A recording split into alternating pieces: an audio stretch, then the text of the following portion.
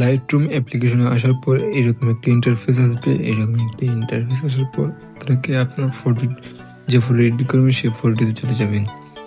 সেই ফটোটি চলে আসার পর আপনাকে চলে যেতে হবে কালার অপশনে। কালার অপশনে যাওয়ার পর আপনি দেখতে পাচ্ছেন কালার মিক্স। এখানে কালার মিক্সে যাবেন। কালার মিক্সে যাওয়ার পর আপনাকে এখান থেকে প্রথমে চলে আসতে হবে। আসার পর আপনি দেখতে থাকুন এটাকে, আমরা কোনটাকে কত রাখছি আপনি দেখতে থাকুন।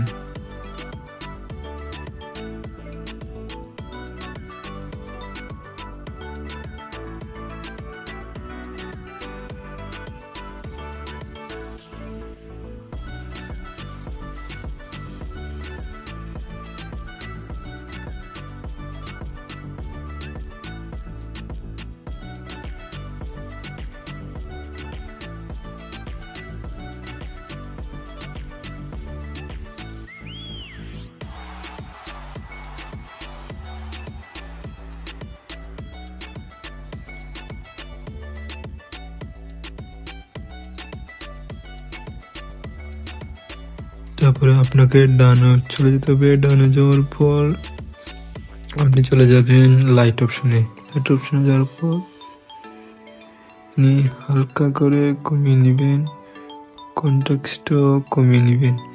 তারপর চলে যেতে হবে ইফেক্টস। ইফেক্টে যাওয়ার পর এটাকে আপনি হালকা করে কমিয়ে নেবেন। তারপর আপনাকে এটাকেও একটু কমিয়ে নিতে হবে।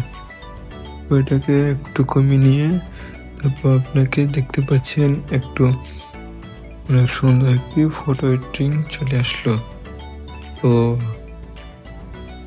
তারপর আপনাকে এই যে কর্নার অপশন দেখতে পাচ্ছেন, এই কর্নার ক্লিক করবেন। তারপর দেখতে পাচ্ছেন এই যে save two device, save two ডিভাইসে ক্লিক করবেন।